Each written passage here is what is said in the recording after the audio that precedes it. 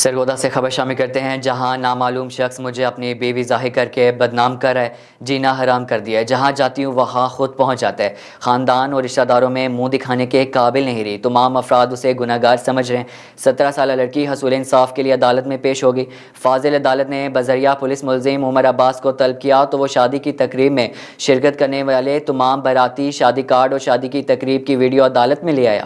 گزشتہ روز خاتون فیملی جج سرگودا جسرا اقبال کی عدالت میں اس وقت انتہائی دلچسپ صورتحال پیدا ہوگی جب چاکا 108 شمالی کی 17 سالہ ردا ظفر نامی لڑکی عدالت میں پیش ہوئی اور درخواست میں خاتون جج جسرا اقبال کو بتایا کہ عمر عباس نامی شخص نے اس کا جینا حرام کر دیا۔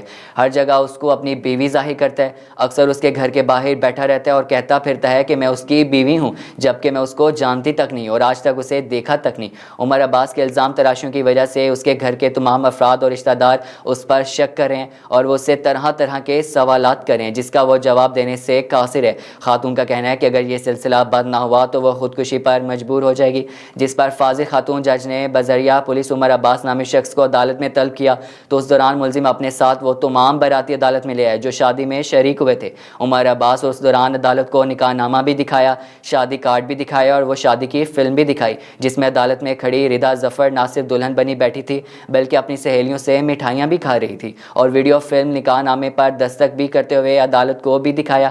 اس دوران عمر عباس نے خاتون جج کو بتایا کہ ردا اس کی قانونی اور شرعی بیوی ہے جس کی اس کے پاس تمام ثبوت موجود ہیں۔ ردا عدالت کو گمراہ کر رہی ہے، وہ اس سے ناراض ہے لیکن وہ اب بھی اس سے عشق کرتا ہے۔ تمام گواہ اور ثبوت دیکھنے کے بعد عدالت نے ردا ظفر کی سرزنش کر دی اور اسے ہدایت کی اگر وہ شوہر سے خلا لینا چاہتی ہے تو فیملی عدالت سے رجوع کرے ورنہ شرافت کے ساتھ اپنے شوہر کے ساتھ زندگی گزارے۔